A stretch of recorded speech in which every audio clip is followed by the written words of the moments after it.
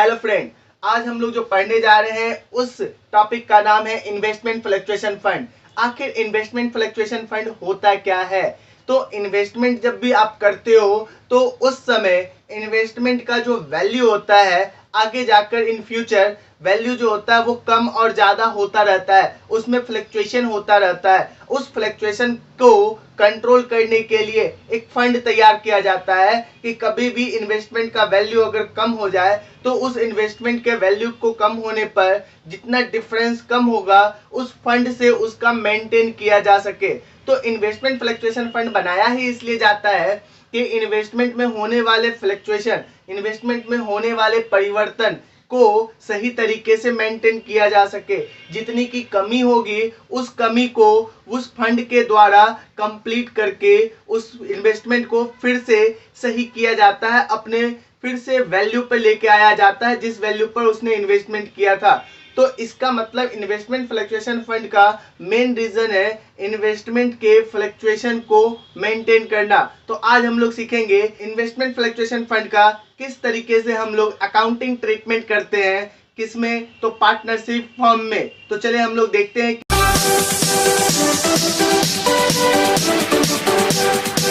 तो सबसे पहले आपके सामने एक क्वेश्चन दे रखा हूं, उस क्वेश्चन में आपको पहले से ही ए बी सी पार्टनर है जिसका प्रॉफिट शेयरिंग रेशियो जो है वो 3:2:1 है और इन फ्यूचर जाकर वो जो शेयर इक्वली बांट रहे हैं। और फिर उसके बाद आपके पास बैलेंस शीट दे रखा होगा। बैलेंस शीट में आपको पहले से ही बता रखा इन्वेस्टमेंट फ्लक्चुएशन फंड कितना है 10,000 और इन्वेस्टमेंट कितना है 5 लाख का। अगर मान लो कि हम फर्स्ट केस के अकॉर्डिंग चलते हैं तो बोलता है क्या कि किसी भी तरीके का कोई इंफॉर्मेशन नहीं दे रखा है। अगर एडिशनल इंफॉर्मेशन में बैलेंस शीट के नीचे कोई भी इंफॉर्मेशन नहीं दे रखा है तो आप क्या करोगे, ये सारा का सारा इन्वेस्टमेंट का जो फ्लक्चुएशन का जो फंड बनाया गया है उस वो वैसा का वैसा पड़ा रह जाएगा। इसका मतलब इन्वेस्टमेंट के वैल्यू में ना तो कमी हो रही है ना तो वृद्धि हो रही है, मतलब इन्वेस्टमेंट का वैल्यू ना तो इंक्रीज कर रहा है ना तो डिक्रीज कर रहा है। इस कारण आप क्या कर रहे हो, इस फंड का कंप्लीट अमाउंट आप क्या करोगे, पार्टनर्स में डिस्ट्रीब्यूट कर दोगे। क्योंकि फंड और रिजर्व जो होता है वो प्रॉफिट से कट के बनता है और प्रॉफिट से कट के बनता है मतलब उसका पूरा का पूरा हिस्सा रिकॉन्स्टिट्यूशन ऑफ पार्टनरशिप फर्म में, मतलब जब साझेदारी फर्म का पुनर्गठन होता है, चाहे वो change in profit sharing ratio हो, एडमिशन हो, रिटायरमेंट हो या डेथ हो, उन सारे कंडीशन में उस प्रॉफिट को डिस्ट्रीब्यूट कर दिया जाता है पार्टनर्स में। वो भी कौन से रेशियो में, तो ओल्ड रेशियो में, आप पीछे भी देख रखे हो। तो चलो हम लोग देखते हैं कि इन्वेस्टमेंट फ्लक्चुएशन फंड या इन्वेस्टमेंट फ्लक्चुएशन रिजर्व आपको कितना दे रखा है। तो 10,000 दे रखा है और इसे क्या कर देना है, हमें डिस्ट्रीब्यूट कर देना है। किस रेशियो में डिस्ट्रीब्यूट कर देना है, तो 3:2:1 के रेशियो में हमें डिस्ट्रीब्यूट कर देना है। अब 3:2:1 के रेशियो में हम इसे डिस्ट्रीब्यूट कर देंगे किसमें, A's capital, B's capital and C's capital में। तो हमारा क्या हो जाएगा, फर्स्ट केस के अकॉर्डिंग अकाउंटिंग ट्रीटमेंट हो जाता है किसका, IFF या IFR, मतलब इन्वेस्टमेंट फ्लक्चुएशन फंड या इन्वेस्टमेंट फ्लक्चुएशन रिजर्व। अब देखना है क्या कि इस फर्स्ट केस में ही कुछ और भी बता रखा, आप ध्यान से देखना। If market value of investment is same to its book value, मतलब उसके बुक वैल्यू के बराबर ही उसका मार्केट वैल्यू, एडिशनल इंफॉर्मेशन दे रखा है।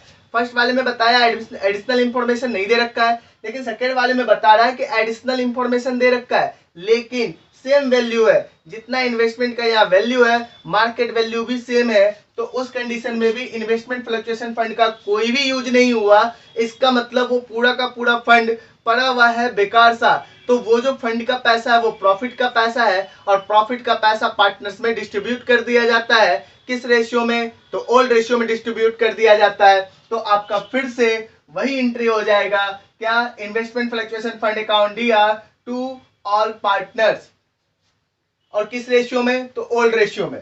फिर उसमें ही आप देखो स्लेश देकर क्या दे रखा है, when there is no investment in the balance sheet, मतलब इन्वेस्टमेंट है ही नहीं बैलेंस शीट में। अब ध्यान से देख लो कि ये इन्वेस्टमेंट है ही नहीं लेकिन आपने फंड बना रखा है। अब चलो आपने फंड तैयार कर लिया था कि इन फ्यूचर आपको इन्वेस्टमेंट करना है, लेकिन आपने इन्वेस्टमेंट किया ही नहीं जब तक क्या हुआ, change in profit sharing ratio या एडमिशन रिटायरमेंट डेथ कुछ भी हुआ, चेंज मतलब रिकॉन्स्टिट्यूशन ऑफ पार्टनरशिप फर्म तक में आपने कोई भी इन्वेस्टमेंट नहीं किया था, अगर आप फंड इन्वेस्टमेंट के लिए क्रिएट करते तो चलता है, लेकिन आपने पहले ही इन्वेस्टमेंट के लिए फंड क्रिएट कर लिया तो ये फंड बेकार का पड़ा हुआ है, तो उसे भी आप क्या करोगे, प्रॉफिट की तरह ही डिस्ट्रीब्यूट कर दोगे, किसमें, पार्टनर्स कैपिटल अकाउंट में। तो ये सारे फंड या रिजर्व जो होते हैं उन सबका बैलेंस क्रेडिट होता है, और जब उसे आप ट्रांसफर करोगे कैपिटल अकाउंट में तो उसे डेबिट करना होता है। तो आईएफएफ या आईएफआर मतलब इन्वेस्टमेंट फ्लक्चुएशन फंड या investment fluctuation reserve account DR to partners capital account हो जाएगा। अब देख लो इस तीनों कंडीशन में, मतलब जब इंफॉर्मेशन ना दे रखा हो, जब सेम वैल्यू हो, इन्वेस्टमेंट का जो वैल्यू वही वैल्यू दे रखा हो, या इन्वेस्टमेंट के बारे में बता ही नहीं रखा हो, तो उस तीनों कंडीशन में आप क्या करोगे, कुछ भी यूज नहीं हुआ किसका, इन्वेस्टमेंट फ्लक्चुएशन फंड का, इसलिए आप सीधा डिस्ट्रीब्यूट कर दिए। नेक्स्ट कंडीशन में हम लोग देखते हैं, बोलता है क्या कि मार्केट वैल्यू ऑफ इन्वेस्टमेंट कब कितना हो जाए, मार्केट वैल्यू ऑफ इन्वेस्टमेंट कितना हो जाए, 496,000 मतलब 4,96,000 हो जाए, तब आप क्या करोगे। अब देखना हम लोग कैसे बनाते हैं सवाल। आप देख लो हमारे पास जो इन्वेस्टमेंट फ्लक्चुएशन फंड का जो पैसा था वो 10,000 था, लेकिन आपका जो वैल्यू था इन्वेस्टमेंट का वो 5 लाख था, और आपके इन्वेस्टमेंट का जो मार्केट वैल्यू हो गया वो 4,96,000 हो गया। तो आप देख के ही लग रहा है कि इन्वेस्टमेंट का वैल्यू 4,000 कम हो गया, तो ये 4,000 की पूर्ति आप कहां से करोगे, तो इन्वेस्टमेंट फ्लक्चुएशन फंड से करोगे। तो इन्वेस्टमेंट फ्लक्चुएशन फंड से हम निकाल लेंगे, तो इसका मतलब क्या हो गया कि इन्वेस्टमेंट अगर वैल्यू कम होता है तो आप कहां डालते हो, क्रेडिट साइड। कितने रुपए से, तो 4,000 से, क्योंकि 4,000 ही कम हुआ ना, तो उसके मेंटेनेंस के लिए हम इसी से 4,000 निकालेंगे, बच गया कितना, 6,000। तो अब 6,000 रिकॉन्स्टिट्यूशन होने जा रहा है। रिकॉन्स्टिट्यूशन मतलब change in profit sharing ratio हो रहा है, एडमिशन हो रहा है, रिटायरमेंट हो रहा है, डेथ हो रहा है, कोई भी कंडीशन हो रहा है, तो उन सारे कंडीशन में अब तो हम आगे जा रहे हैं बिजनेस में, तो इसका मतलब जो बचा हुआ प्रॉफिट है उसको आप रख नहीं सकते हो, उसको भी डिस्ट्रीब्यूट कर देना पड़ेगा। किस रेशियो में, तो ओल्ड रेशियो में। किस पार्टनर में, ऑल पार्टनर में। तो एंट्री क्या करोगे, तो बचा कितना, 6,000, और 6,000 को किस में बांटोगे, ऑल पार्टनर में। किस रेशियो में, तो ओल्ड रेशियो में। आप क्या करोगे, इसका अमाउंट डिस्ट्रीब्यूट करोगे।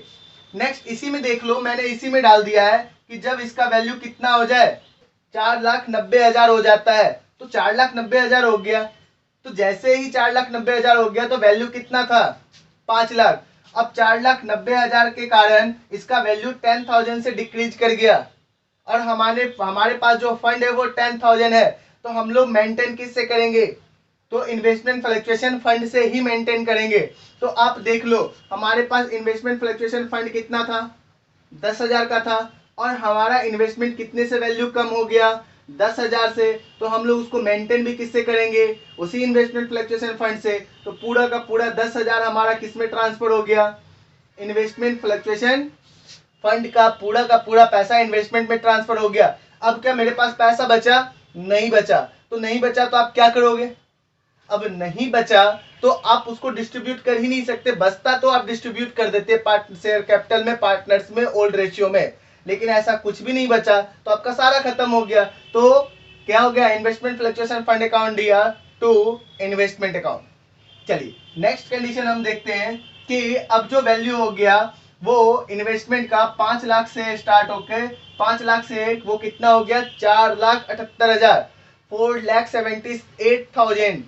तो अब बताओ इन्वेस्टमेंट का वैल्यू कम हुआ, बोलोगे हाँ सर इन्वेस्टमेंट का वैल्यू कम हुआ, कितने से वैल्यू कम हुआ आप सोच के बताओ, आपका 22,000 से कम हो गया, जबकि आपके पास फंड कितना है, आपके पास जो फंड अवेलेबल है वो सिर्फ 10,000 ही है, तो आप उसका मेंटेनेंस 10,000 से ही कर सकते हो, बाकी जो हो जाएगा वो आपके लिए लॉस हो जाएगा। तो इसका मतलब क्या हो गया कि इन्वेस्टमेंट फ्लक्चुएशन फंड में आप इन्वेस्टमेंट फ्लक्चुएशन फंड डेबिट करेंगे पहले की तरह,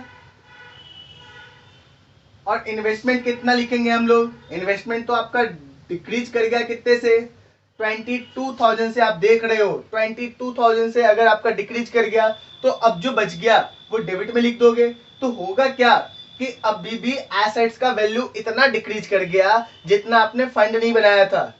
इसका मतलब जब फंड के लेवल का अगर डिक्रीज करता है तब तो ठीक है, लेकिन फंड से ज्यादा डिक्रीज कर जाता है तो आप सोच कर देखो कि जब एसेट्स का वैल्यू डिक्रीज कर जाता है तो हम लोग उसकी एंट्री कहाँ करते थे, तो उसकी एंट्री हम लोग रीवैल्यूएशन अकाउंट में किया करते थे।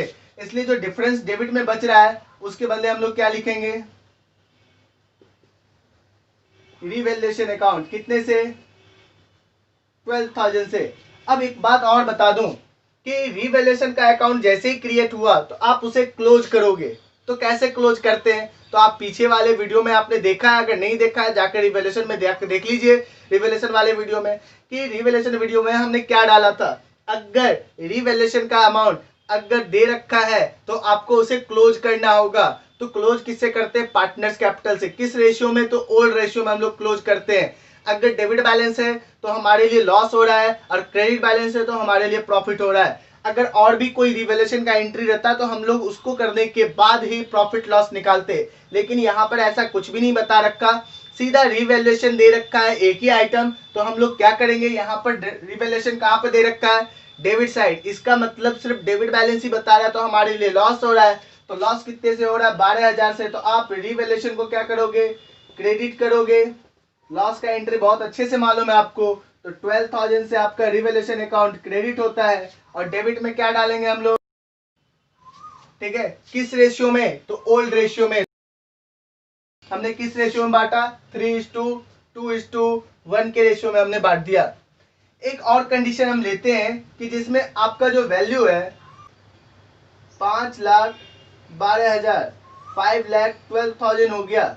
अब जो वैल्यू है ना आपका, इन्वेस्टमेंट का वैल्यू बढ़ गया, इन्वेस्टमेंट का वैल्यू बढ़ गया। तो अब किस तरीके से हम लोग अकाउंटिंग ट्रीटमेंट करेंगे, किसका, इन्वेस्टमेंट फ्लक्चुएशन फंड का। इन्वेस्टमेंट का वैल्यू अगर बढ़ गया तो हमारे पास जो पैसा है फंड का वो पड़ा का पड़ा रह जाएगा, और पड़ा रह जाएगा तो रिकॉन्स्टिट्यूशन वाली बात आ रही है, change in profit sharing ratio, admission, retirement death वाली बात आ रही है। तो उस समय तक वो प्रॉफिट पुराने रेशियो में पुराने पार्टनर को डिस्ट्रीब्यूट कर देना चाहिए। किस रेशियो में, तो 3:2:1 के रेशियो में। लेकिन आप देख लो कि जब एसेट्स का वैल्यू कम या ज्यादा हो जाता है, अगर कम होता है तो हम लोग उस फंड से पूरा करते हैं, लेकिन फंड से जब पूरा नहीं कर पाते तो आप उसे रिवैल्यूएशन अकाउंट में ट्रांसफर कर देते हैं, क्योंकि वो आपके लिए एसेट्स उतना कम हो गया जितना आपके पास फंड नहीं था। लेकिन अगर ज्यादा हो जाए वैल्यू, तब भी हम लोग एसेट्स या लायबिलिटीज का वैल्यू जब ज्यादा हो जाता है या कम हो जाता है तो उस कंडीशन में हम लोग क्या करते हैं, हम उसे रिवैल्यूएशन अकाउंट में ट्रांसफर करते हैं। तो एसेट्स का वैल्यू कितना से ज्यादा हो गया, आपका 12,000 से ज्यादा हो गया, 12,000 से ज्यादा हो गया तो आपके लिए ये प्रॉफिट है, क्योंकि आप देख लो रिवैल्यूएशन यहाँ पे क्रेडिट में गया है। अगर क्रेडिट में शो कर रहा है इसका मतलब वो प्रॉफिट को इंडिकेट कर रहा है, और प्रॉफिट को इंडिकेट कर रहा है तो आप रिवैल्यूएशन के प्रॉफिट का एंट्री मारोगे। तो कितने का प्रॉफिट हुआ था, 12,000 का। अब ये 12,000 के जो प्रॉफिट है उसको कैसे डिस्ट्रीब्यूट करेंगे, तो ओल्ड रेशियो में। आपको याद रखना है रिकॉन्स्टिट्यूशन वाले कंडीशन में हर एक चीज ओल्ड रेशियो में डिस्ट्रीब्यूट होता है। सिर्फ गुडविल की ही एंट्री जो होती है वो गेनिंग टू सेक्रीफाइसिंग एंट्री होता है, अदरवाइज और सारी चीजों की एंट्री जो होगी वो डिस्ट्रीब्यूशन जो होगा वो ओल्ड रेशियो में ही किया जाएगा।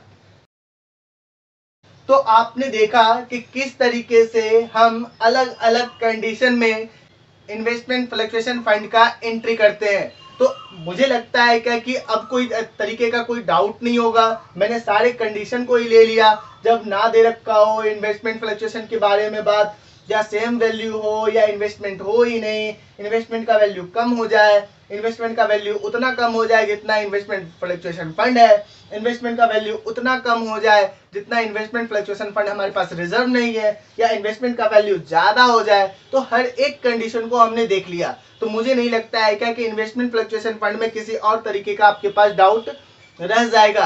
अगर आपको ये वीडियो अच्छा लगा तो आप लोग सपोर्ट करें हमारे चैनल को, और आप जितना सपोर्ट करेंगे, आप जितना लाइक शेयर सब्सक्राइब करेंगे, मेरे लिए उतनी अच्छी बात होगी कि मैं ज़्यादा मैं उस पर वर्क करूंगा और आपके लिए बेहतर वीडियो लेके आता रहूंगा। तो thank you very much. Next video में हम लोग मिलते हैं।